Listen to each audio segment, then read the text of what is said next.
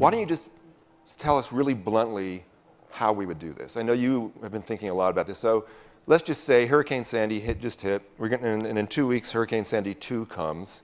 And everyone says, oh my God, let's cool this off. We got to do something now. What do we do? So let's say you wanted to cut in half the rate of warming starting in 2020. So what you'd do is you'd start in 2020 with about 2 or 3 Gulfstream G650 aircraft, re-engined with a military low bypass engine that's a stock commercial airplane.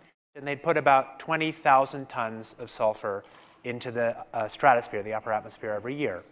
And you'd need to do some work on that. And 20,000 tons may seem like a meaninglessly big or small number, but that's something like 200 or 300 times less than the amount of sulfur we now pump into the lower atmosphere in pollution, which, by the way, kills something like 1 million people around the world a year. So 10 years out, in 2030, you'd be having maybe 10 aircraft running. It would cost you a couple $100 million a year, all up. And this is a horrifyingly tiny amount of money. So we spent the year before last 300 billion, roughly 270 is what Bloomberg says globally, 270 billion on clean tech. The kind of numbers people talk about as the costs of climate impacts or the cost of managing the problem are trillion numbers, sort of 1% of global GDP class numbers. So numbers at the level of a couple $100 million are basically zero. At a cost that's tiny, that essentially any country in the world, certainly any kind of G20 country could do, you could divide the rate of warming in half. Now, is it perfect? No.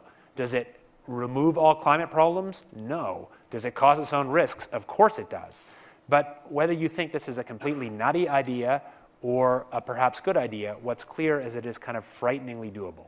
If you want to actually reduce the risks to many of the people who will suffer real climate impacts in the next decades, including some of the poorest people in the world, this is essentially the only thing you could do. Because nothing you do to cut emissions has essentially any real impact over the next few decades because of this long inertia. I don't think we're actually quite ready to commit to do it in 2020 yet. I would not advocate that, but I'd come pretty close. The conventional scenario is that something like the United States would do this, would do some kind of a sort of well-run program.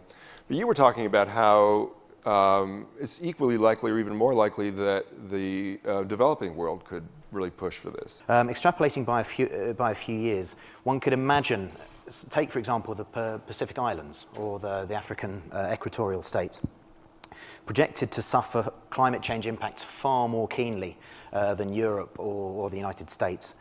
And I don't see any reasons why they wouldn't be the ones demanding this to be done or doing it themselves. David says how terrifyingly cheap it might be to actually deploy solar geoengineering. I can see there's 2 large groups who might be interested in deployment in 15 years, say. Folks, perhaps the elites in the developed world who don't want to do anything about mitigation and see this as a way of stalling action on our emissions, or people who are feeling the effects most keenly, and those are the people in the developing world.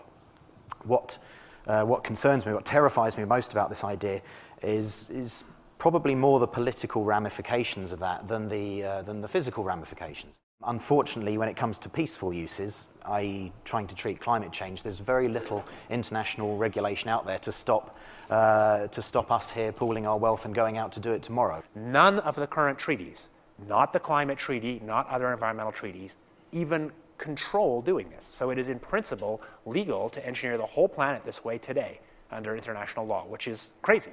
The biggest single fear is just the idea of this takes away the incentive to get serious about cutting emissions.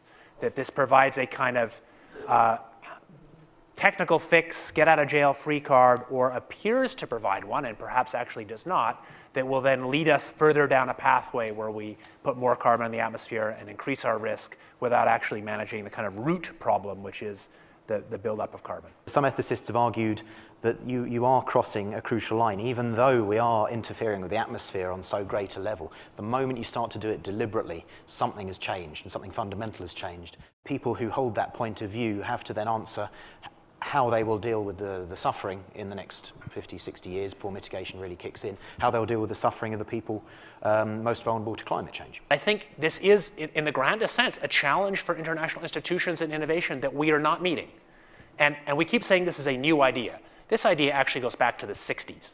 This idea is in the report that President Johnson got about climate change in 1965.